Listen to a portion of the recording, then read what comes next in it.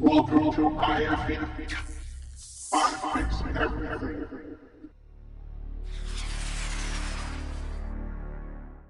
Today's project is to replace the water-damaged siding on this cantilevered bay. The first step to extricating the panel is to remove the cedar battens trapping it in place.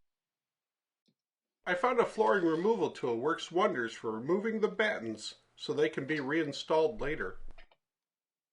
The rolled blade slides smoothly under the battens, and a gentle rocking action props them free from the wall. This is my first glimpse of what's in store when I remove this rotted siding. With the battens removed, I'm now focused on removing the masonite siding. Masonite is a man-made product that's been used in home building for decades, but it's no longer being manufactured. I bought a sheet a few years ago for this application. It's been pre-primed and painted and ready to be installed. The rim joist was sheathed with homosote, a cellulose-based material that's acting as a shim. It's deteriorated and falling freely. I am removing the plywood sheathing so I can determine the extent of damage caused by the water leakage around the windowsill. The lower plywood panel is delaminated and must also be replaced. The black discoloration on the rim joist shows the water damage has extended halfway across its face. The view from the bottom of the rim joist shows the water damage is extensive. Therefore, the rim joist must be replaced. Fortunately, the floor joists are still well intact. To make removing the sill plate easier, I'm cutting between the joist bays with a reciprocating saw, allowing me to remove the sill in small segments. Look carefully and you'll notice the saw is in the normal upright position. I have reversed the blade. This will allow me to cut comfortably and carefully up to and flush to the floor. Now the cut segments can be removed with ease. With the rim joist removed, I'm now cutting away any protruding nails so the new rim joist will slide into position.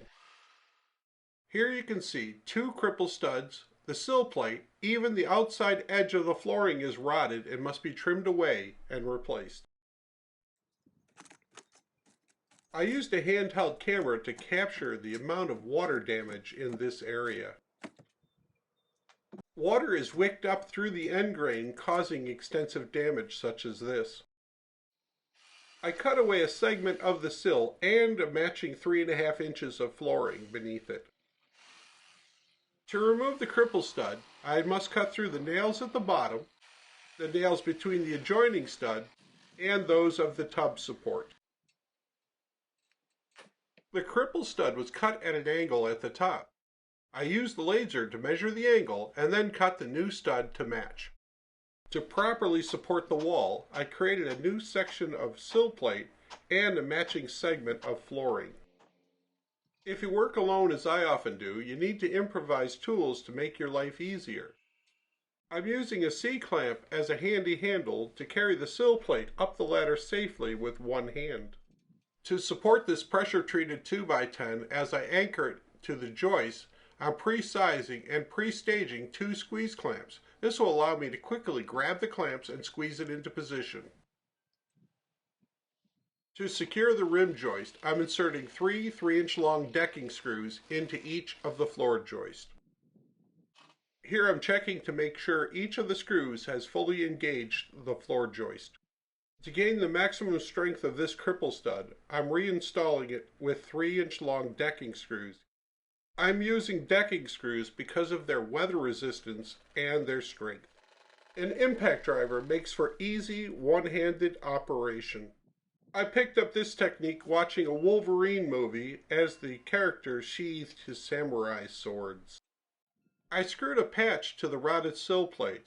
Now I'm going to cut along the edge of the patch, like a template, and then remove the rotted sill plate. The patch is a direct fit and matches perfectly. The patch is press fit into the opening and a 2x4 cripple stud will span the joint and support it. Here I'm anchoring the sill plate and the floor patch into the rim joist. My upcoming operations require me to work laterally along the wall, so I decided a second ladder would allow me to work faster without repositioning. I generally do not like metal sawhorses. These were a gift, and they've changed my opinion. These compact sawhorses are very sturdy and very heavy gauge. They're very well thought out. They are easily adjusted and come equipped with fold-down brackets and slide-out brackets that I have used on many occasions. I raised them all the way up and formed a comfortable workstation for cutting the insulation. Simple tips are often the best. I find that removing the center strip of insulation is the easiest because it has the least resistance. I'm using a trash can to tame an open bundle of insulation. It makes a great carrier too. The original foam board makes a perfect template. I'm compressing it with a piece of plywood and cutting it with a specially designed insulation saw. With perfectly sized bats, the installation of the insulation went off without a hitch. I'm stuffing insulation in all the small cavities. I'm making a stop cut with a Japanese razor saw. I quickly discovered the blade needs to be replaced, so I grabbed another tool and kicked it up a notch. With the notching complete, it's time to tack it in place with some ring-shanked sheathing nails. Notice the ladder is my other set of hands, holding the sheathing tight in position. Here I'm sheathing the rim joist with a piece of recycled cellulose board that matches the original thickness of the homosote. House wrap will give an extra layer of protection against water damage in the future. I needed some extra hands, so this time I'm screwing 2 blocks of wood into the floor joist to support the sheathing as I stage it. I chose a track saw because I have to make a very long cut and I want the extreme precision. Once again, I'm employing a clamp to carry a sheet of wood up the ladder with one hand.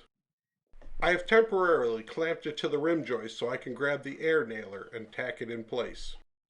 Notice the white tabs of tape.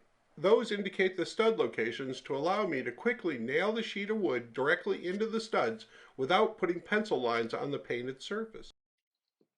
I'm using a car hauler as an improvised workbench, and I'm using a mat cutter to make precise cuts of the house wrap. I switched to a pneumatic stapler because I'm working overhead and I want a more accurate placement of the staples into the joists. I installed a ledger board that holds the rear of the panel while I tack it in place, observing the tape strips. Now the surrounding strips are nailed in place to complete the finished look. I hope you enjoyed this video and learned something along the way. If you did, please like and share. Don't forget, subscribers are always welcome.